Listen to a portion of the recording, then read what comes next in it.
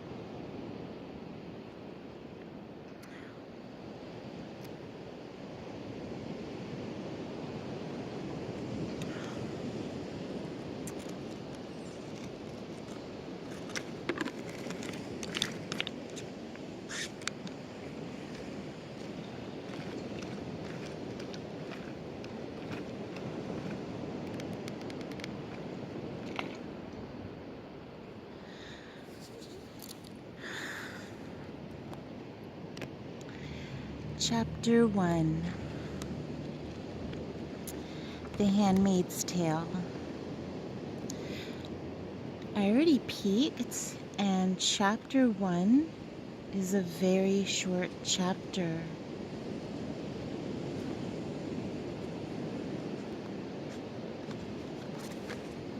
So here's chapter 1, and that's the end of chapter 1. One page. We slept in what had once been the gymnasium. The floor was of varnished wood with stripes and circles painted on it for the games that were formerly played there. The hoops for the basketball nets were still in place, though the nets were gone. A balcony ran around the room for the spectators, and I thought I could smell faintly, like an afterimage, the pungent scent of sweat shot through with the sweet taint of chewing gum and perfume from the watching girls. I felt as I knew from pictures, later in miniskirts, then pants, then in one earring, spiky green streaked hair. Dances would have been held here. The music lingered. The palimpsest of unheard sound, style upon style, an undercurrent of drums, a forlorn wail, garlands made of tissue paper flowers, cardboard devils, a revolving ball of mirrors, powdering the dancers with a snow of light.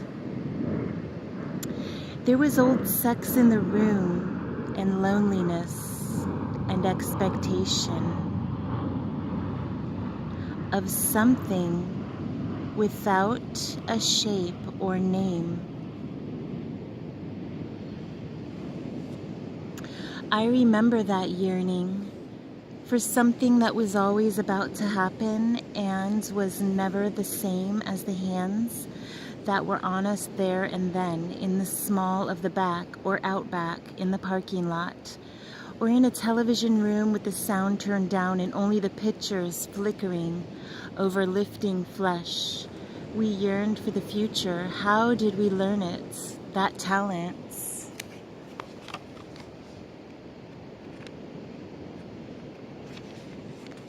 That talent for insatiability. It was in the air. It was in the still air, an afterthought as we tried to sleep, in the army cots that had been set up in rows, with spaces between so we couldn't talk.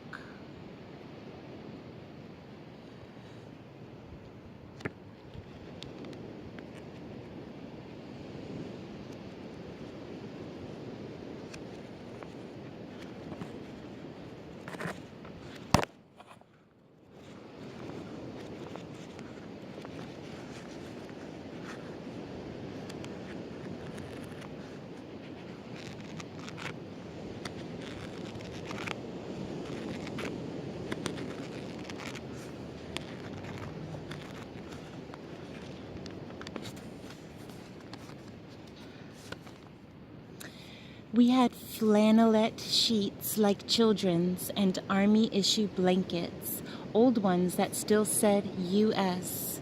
We folded our clothes neatly and laid them on the stools at the ends of the beds. The lights were turned down, but not out. Aunt Sarah and Aunt Elizabeth patrolled. They had electric cattle prods slung on thongs from their leather belts. No guns, though. Even they could not be trusted with guns.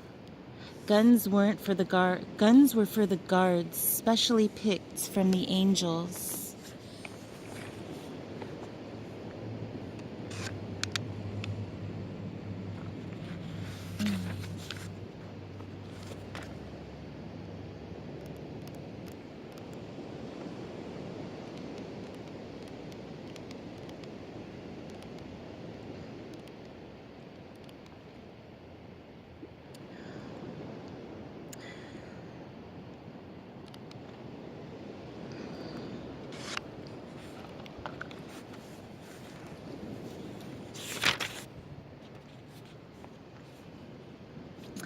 The guards weren't allowed inside the building except when called.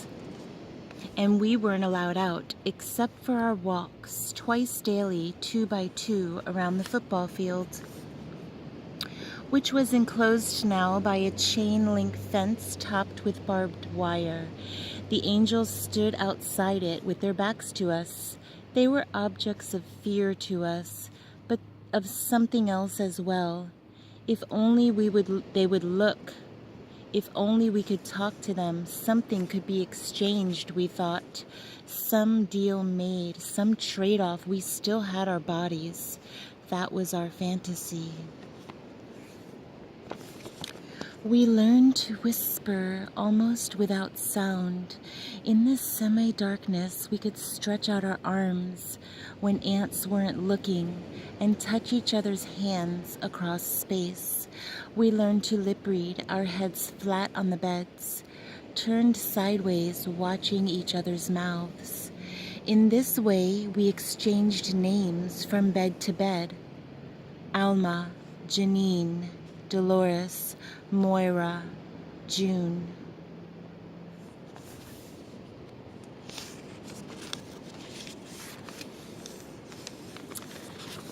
And that is all for today, The Handmaid's Tale. Next month, I will read Chapter 2.